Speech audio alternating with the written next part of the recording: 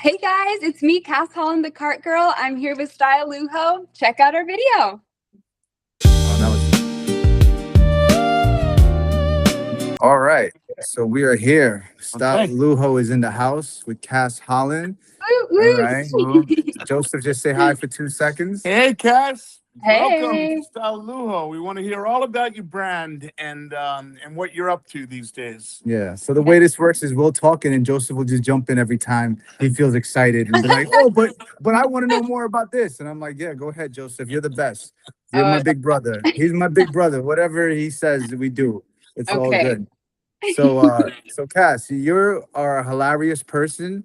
I had just one question for myself. Where does all this come from? Like, I know, like, I get a lot of swag from my grandfather. I was just wondering, like, you being you, did you get? Was it like your parents have all this energy? Your grandparents? Like, where does like Cass get this from?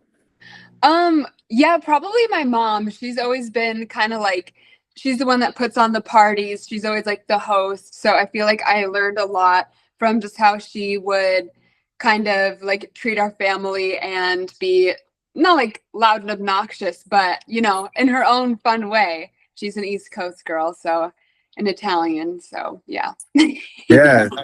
Speaking My speaking first of, time coming. Joseph is Italian too. Yeah. Yeah. I Joseph. had a Parlo italiano. feeling. Ti parli italiano tu? Perché io sono italiano, mezzo italiano io. I have no idea what he just said. Yeah. I'm a quarter Italian. I don't know what's going on there either. All I Oh know is man. Bangul because I have to say that to the golf. Oh, Oh! shoot. Is that bad? Was that really bad? Well, it means F you. Hey. Well. Oh no, we just got Let's we get got to a new questions. rating. All right, cool. So, for those that don't know who you are, learning about you, which I mean, you've got a big following. So I'm just curious about like what inspired you to even become this golf cart phenom that just was it like you were working one day? Like tell me the story. Yeah. So I had been working at the golf course for about a year before I even set my phone up and started talking to it. Um, I just had like an interaction with a golfer where he invited me to golf, and at the time I didn't know much about it, so I wanted to learn. So any opportunity to go out and golf, I was kind of taking it. But he said like he expected something after the golf round because golf is expensive. And I came online kind of saying like that's so messed up, like ew. And then there was like a debacle in the comments of people being like, yeah, he should expect something. And then the others being like, no, like that's not right. Like he invited you, that's all it should be, is just golf. So I think kind of just the back and forth in the comments was really what helped the video to like shoot off into virality. But I had the choice to just have that one viral video or try to make something out of it. And so I just kept going with it, and people really liked it. They wanted to know what went on behind the golf course gate. Yes. And how's your swing? Because I try to get into golfing, and my friend goes, "It might be too late for you. I got to see your swing." No, it's never too late. I don't think it's ever too late. It is definitely a hard sport, but with a little bit of practice, anybody can do it, I think. I mean, I see anyone from, like there's the little kids, like 8-year-olds out there, and then you have like 90-year-olds out there. Like anyone can do it. Doesn't really matter if you're male or female. It's a great way to stay active your whole life. I've recently taken up some lessons, so I'm actually getting a lot better. In the beginning, it was like we could only pray for contact with the ball, but now I'm doing pretty good, beating the guys. Cool.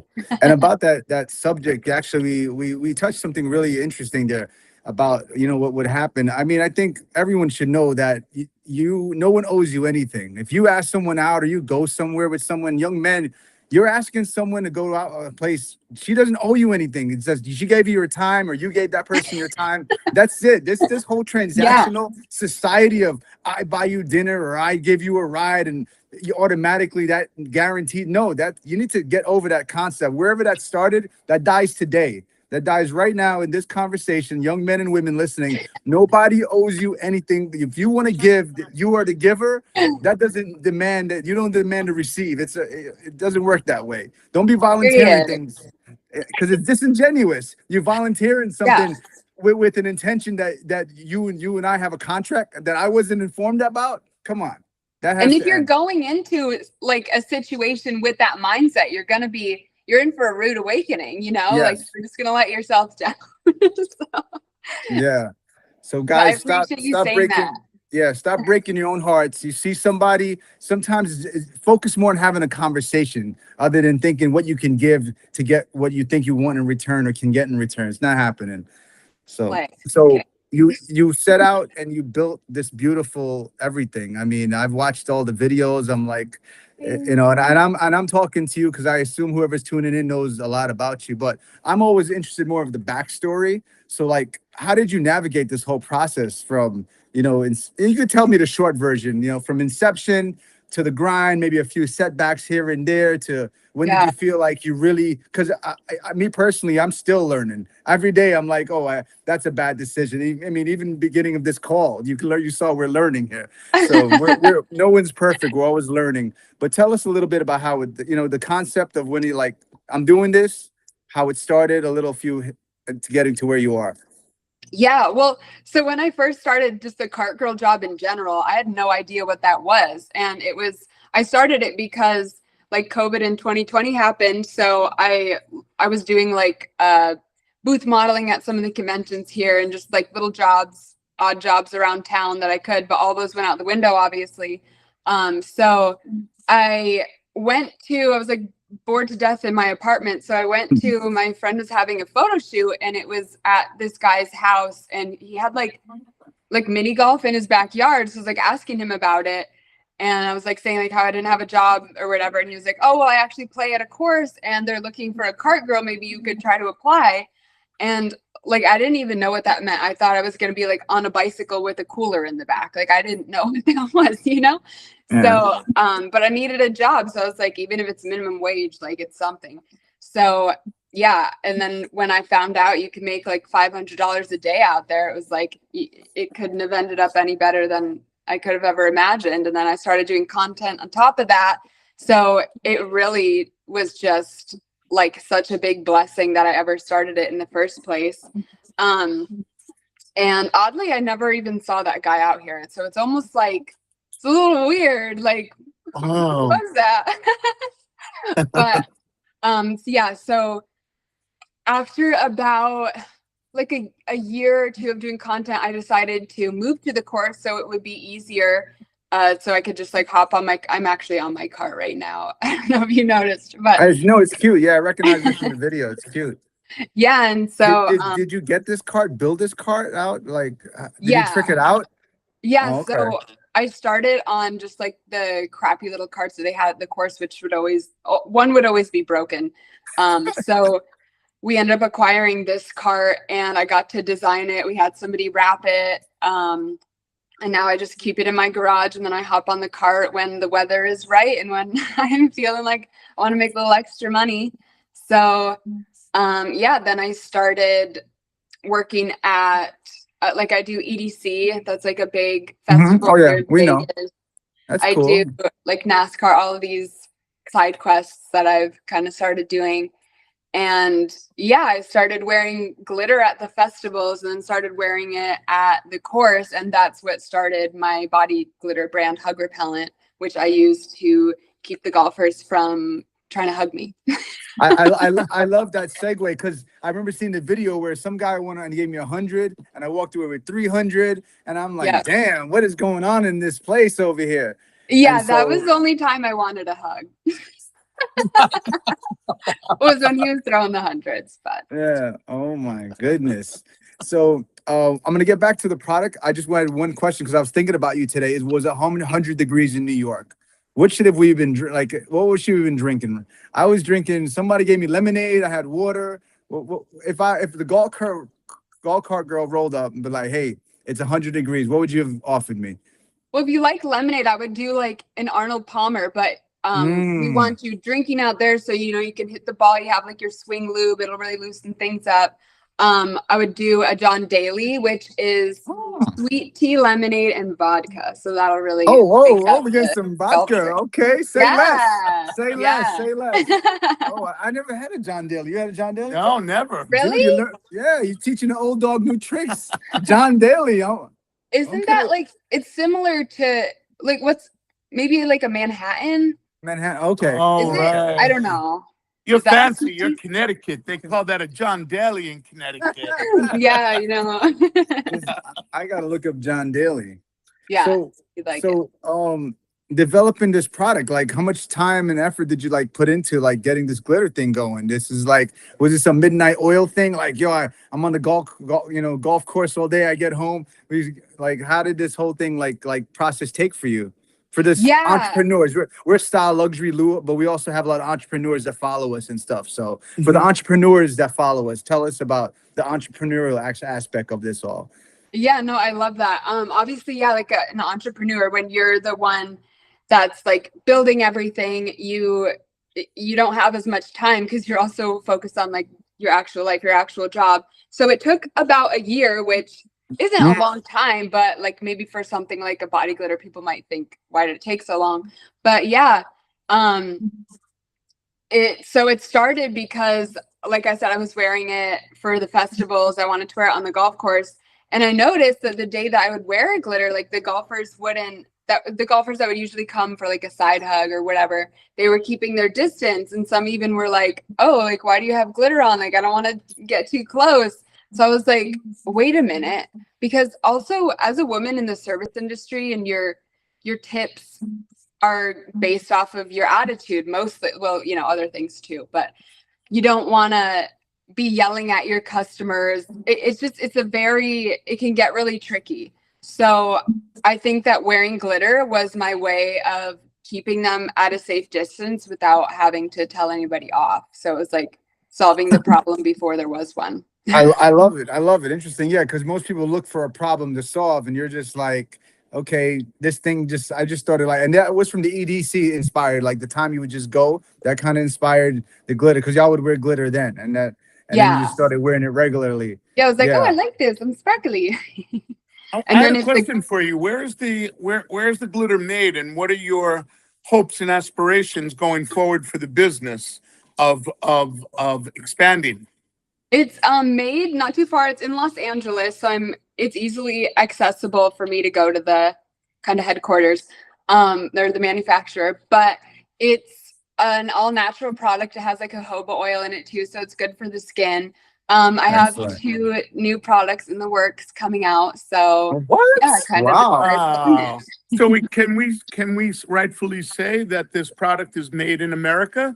Yes. Made in the USA? Yes.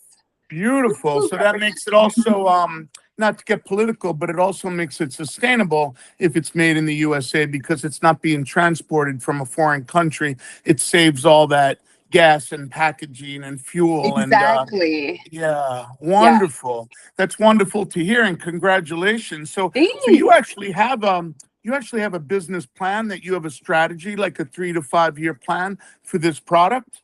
Yeah, I would say so. Yeah. Mm-hmm. Yeah. Who is your one last question from me?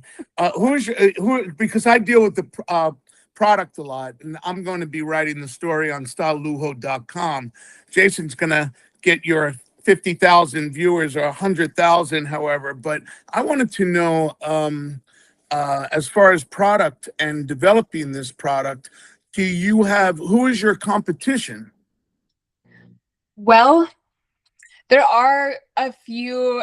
I don't think there's any like specifically glitter brands, but like a lot of beauty brands have their own like body glitter. So, but I mean, I don't really look at it like that, because I think my product has a message behind it, which the other ones don't. So I think that's what makes it stick out against the competition.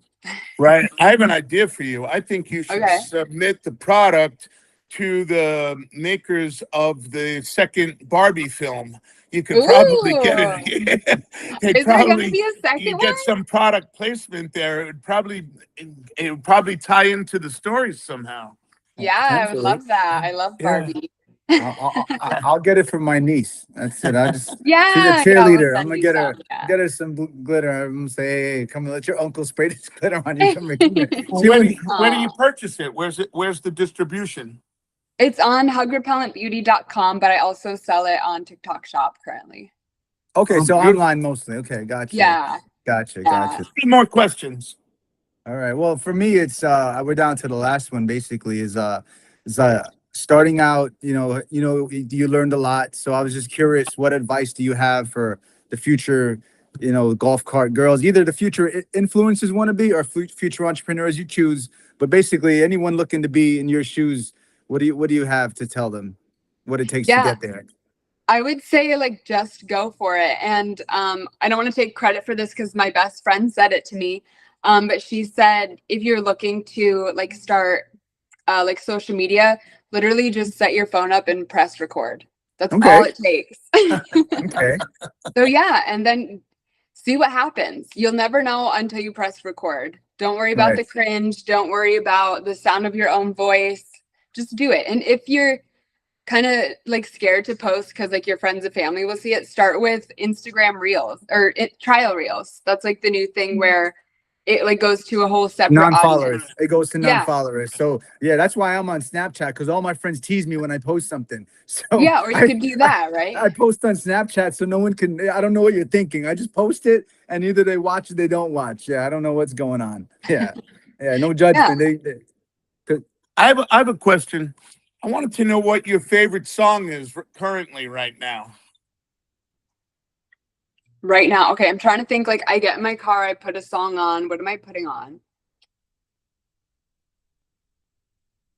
For the viewers, so that the viewers can know. I'm like, I had to like think about that. Like what's popular right now? I don't know.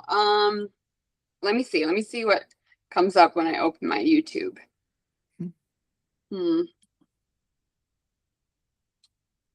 I listen to old music. I don't know. Okay. Wait. Something like Charlie XCX, I think. I don't know. Oh, Charlie. Oh, Yeah, Charlie. okay. I wasn't prepared for that. That has Charlie. nothing to do with golf. No, it doesn't, but it has to do with people. And I Oh. wanted to know, like, if you could talk to the men out there and the females, but say the males, if they want to buy some glitter for their girlfriends or for whomever, talk to them right now and tell them something about your brand that's special as a gift. Yeah, I mean, aside from the fact that it smells amazingly delicious, why are you sending your woman out into the world without her protection? She needs her glitter spray. Do you want men coming up to her? No, you better put that glitter on her. And also, you better not be coming home with any glitter on you. Because we know what you're up to. I hate to say goodbye, but you're a busy person, and I don't want to hold you up. We really appreciate you giving us your time, and Yeah, thank you guys. So much, Cass. Thank you guys. Have a good one. Thanks. Bye. Take care. Take care.